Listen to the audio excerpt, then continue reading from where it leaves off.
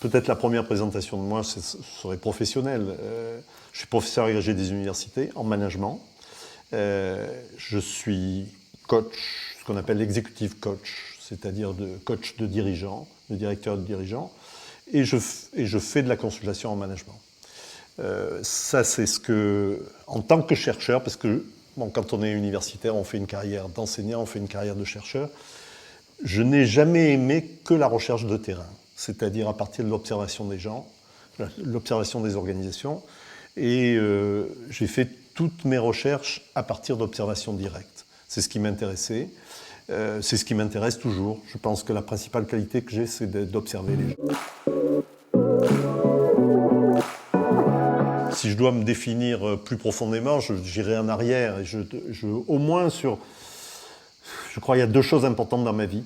La première, c'est que j'ai fait du sport très jeune et j'ai fait du sport d'équipe, du basket, pendant 20 ans en compétition.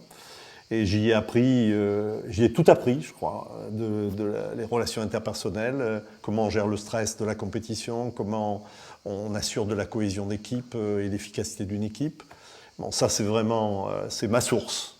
La deuxième chose, c'est que j'ai eu un événement dans ma vie, une fois que j'ai fait mes premières études. J'ai fait l'ESSEC, une école de commerce, et ensuite, je suis parti en Afrique pendant 2 ans. Et au Cameroun pendant 2 ans, ça m'a absolument passionné. Tous les jours, c'était pour moi, j'avais de la peine à dormir parce que je voulais me lever très tôt le matin parce que tous les jours, je découvrais des choses. Tout était possible là-bas. Et j'adorais déambuler dans les rues et parler avec les gens. Et ce qui me fascinait, c'était la différence. C'était entre ce que j'avais vu pendant 20 et quelques années et puis ce que je découvrais là-bas, c'était la différence. Et donc, quand je suis revenu, je me suis dit que j'allais faire des études pour comprendre toutes les différences que j'avais observées pendant 2 ans. Donc je suis parti vers l'ethnologie, j'ai fait de la psycho jusqu'au programme doctoral. Et en même temps, parce que bon, dans la continuité de ce que j'avais fait, des premières études que j'avais faites, j'ai fait aussi un doctorat, une thèse en management. Et j'ai débuté ma carrière professionnelle, j'ai vraiment débuté en étant chercheur en psycho. Et puis j'ai démissionné pour être assistant professeur. À l'IAE d'Aix-en-Provence, j'ai fait toute ma carrière officielle. Et j'y étais même directeur dans les années 90. Pendant 6 ans, j'étais directeur de l'institution. Et puis, après, j'ai continué. Alors, les choses, en fait, si je dois dire ce qui me passionne, c'est de réfléchir sur ce que j'observe. Et notamment, 2 choses me passionnent. C'est les différences entre les gens et les similarités entre les gens. C'est-à-dire de chercher les universels et quelquefois les universels spécifiques. Ça m'a toujours passionné. Bon, autrement, je ne peux pas dire que je ne suis pas passionné par le sport. Je suis passionné par le sport. Il suffit que je vois quelqu'un taper dans un ballon, faire un geste, c'est fini. La vie s'arrête. Pour moi, je commence à observer, ça me passionne. Et puis, je crois que je suis un enseignant de vocation. J'adore transmettre la connaissance, j'adore voir les gens évoluer, grandir. Si je peux y contribuer, c'est ma récompense. J'ai une obsession pour la cuisine. J'adore faire la cuisine, je m'y relaxe, je cherche les associations de goût, je cherche des plats et tout ça. Voilà, je pense que ça fait partie de la définition de moi-même. Je disais tout à l'heure que j'ai toujours fait des recherches à partir d'observations. En fait, je suis un badaud incorrigible.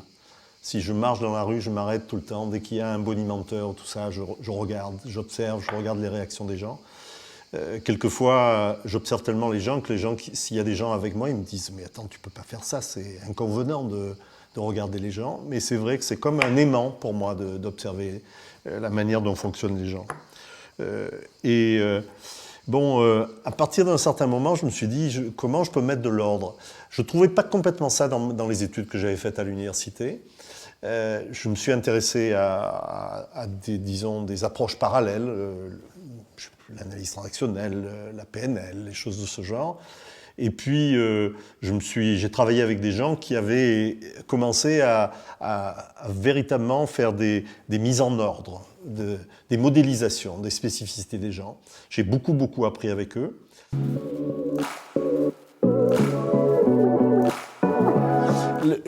La personne qui m'a influencé le plus, c'est Meyer Ifra.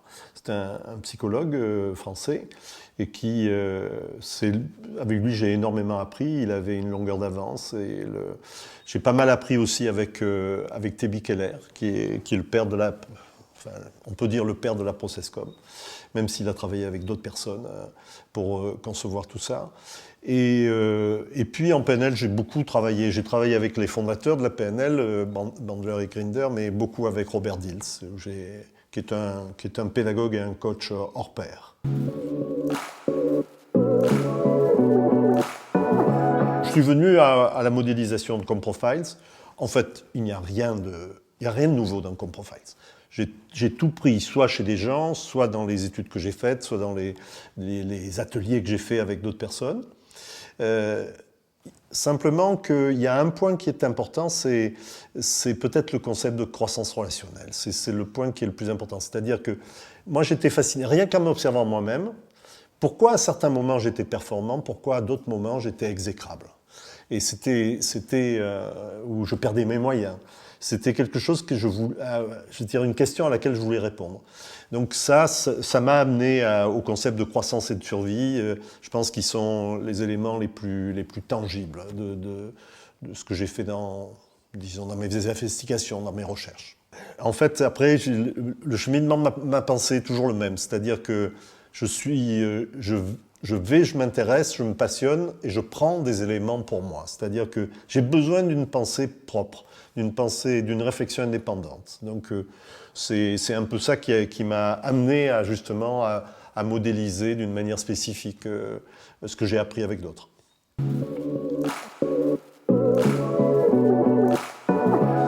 La grande récompense pour un enseignant, enfin je pense qu'un enseignant qui a la vocation de l'enseignement, c'est de voir grandir les gens. Et donc c'est transmettre pour que les gens s'en emparent et en fassent quelque chose.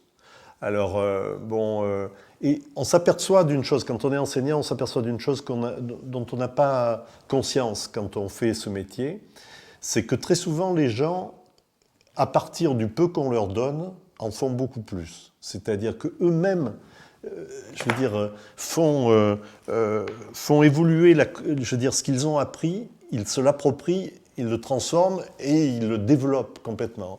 Et souvent, quand je rencontre des anciens que j'ai eus il y a 30 ans, 25 ans et tout ça, et ils me disent, par gentillesse, ils me disent vous savez pas, Monsieur Weiss, ce qu'on a fait dans ce cours-là, par exemple autour des styles de communication, je m'en sers tous les jours. Et puis ils commencent à me raconter des histoires, etc., etc. Je sais bien que c'est à la fois par politesse et par gentillesse qu'ils me disent ça, mais c'est aussi, ils ont fait du peu que j'ai apporté, ils ont fait beaucoup plus pour eux-mêmes. Et ça, c'est la récompense. En tant qu'enseignant, c'est la récompense, de voir que les gens s'en emparent et grandissent avec. Il y a toujours quelque chose de particulier dans les entreprises. On vous fait intervenir pour résoudre des problèmes. Bon, une fois que les problèmes sont résolus, vous avez fait votre temps. Quelquefois même, vous savez que vous intervenez pour que quelqu'un arrive à bien faire son travail. Il n'est pas toujours capable de bien faire son travail lui-même, donc il lui faut un apport extérieur. Vous êtes cet apport extérieur à ce moment-là, et puis c'est ça qui fait la fonction, c'est d'aider quelqu'un à bien faire son travail à l'intérieur, sachant que vous-même, vous n'êtes pas à l'intérieur, et que votre force, c'est d'être à l'extérieur, donc vous restez à l'extérieur et très vite, vous devez passer la main, vous devez partir. C'est un peu différent. Consultant, c'est un métier différent du reste. Coach, c'est un autre métier qui est fascinant parce que quand vous arrivez à créer de la confiance, vous rentrez dans l'intimité de quelqu'un, des gens vous disent à vous des choses qu'ils ne disent pas aux autres. Et c'est à partir il y a une relation de confiance extraordinaire qui se constitue et c'est le terreau sur lequel, en fait, on va construire. Et qui fait que les gens eux-mêmes vont aborder des problèmes qu'ils n'abordent pas avec d'autres de manière aussi claire, spontanée, franche, et qui va leur permettre d'aller de l'avant. Donc quelquefois, on a le sentiment aussi vraiment de son utilité. Hein. C'est pas dans tous les métiers qu'on a un sentiment d'utilité comme ça et d'apporter quelque chose aux gens. Donc moi, Mon activité professionnelle, je la vois comme un privilège. J'ai la chance de faire des métiers qui sont absolument extraordinaires, où je peux me dire que je ne suis pas inutile et que j'apporte quelque chose dont les gens vont faire souvent beaucoup plus que ce que j'ai pu leur apporter.